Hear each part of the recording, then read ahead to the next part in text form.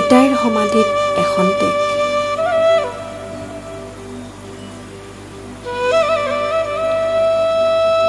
বহুদিনেই পাৰ হৈ গ'ল এৰা, বহুদিনেই পাৰ হৈ গ'ল পিতাই তোৰ সমাধিলৈ নহা, য'ত এতিয়া পৰি ৰৈছে তোৰ অস্তিত্ব হৈ তোৰ নামেৰে জীৱিত অন্তিম পুস্তকক, এই ফলকখন স্বৰ্গীয়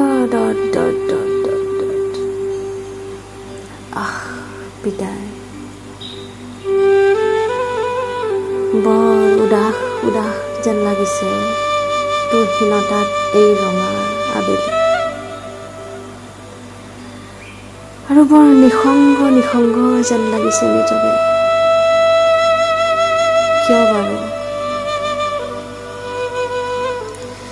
কিয় বাৰু আজি এই ৰঙা নৈ বুৱতী পানীয়ে শিল হৈ খুন্দা মাৰে মোৰ বুকুত,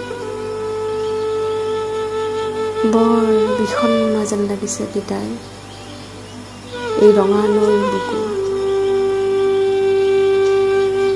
যাৰ পাৰলৈ তাহানিতে আহিছিলো তোৰ সৈতে সেই ৰঙা আবেলিবোৰত, সুলীলাপ অগ্নিগড়ৰ শিপাৰে বেলি মহিয়াৰ ক্ষণত যেতিয়া তীৰ বিৰাইছিল ৰঙা নৈৰ বুকু, তেতিয়া তই কৈছিলি উষা অনিৰুদ্ধৰ গোপন সেই প্ৰেমৰ কথা,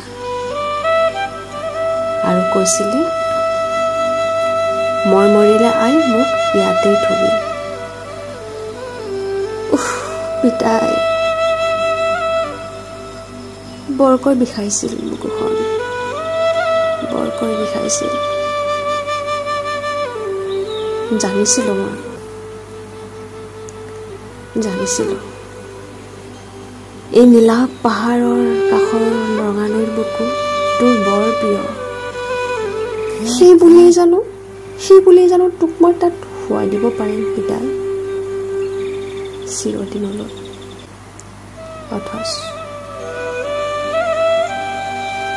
অথচ এদিন শুৱাই দিছিলো